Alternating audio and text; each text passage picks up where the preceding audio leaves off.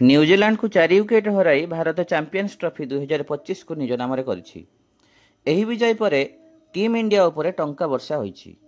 अन्य पक्षरे उपविजेता New Zealand team को मध्य कोटी कोटी टंकार पुरस्कार राशि मिली। भारत तृतीय थर पर चैंपियंस ट्रॉफी जीति।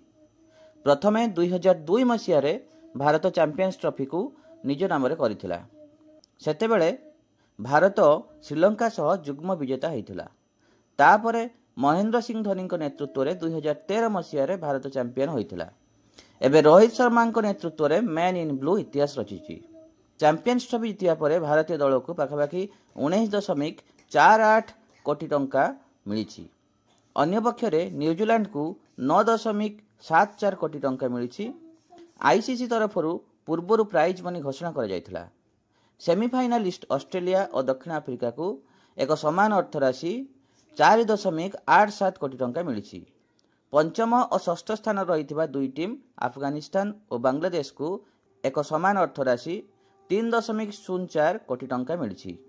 सप्तम और अष्टम स्थान रही दुई टीम पाकिस्तान और इंग्लैंड को एक समान अर्थ 1.22 कोटी टंका मिली। ग्रुप स्टेज रे विजयी टीम को 29.61 लाख टंका मिली।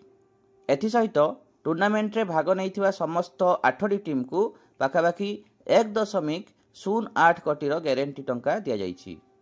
एथर आईसीसी पाखापाखि 60 कोटी टंकार पुरस्कार राशि बांटी, जहाँकि 2017 मसीहा तुलन में 53% अधिक अटे।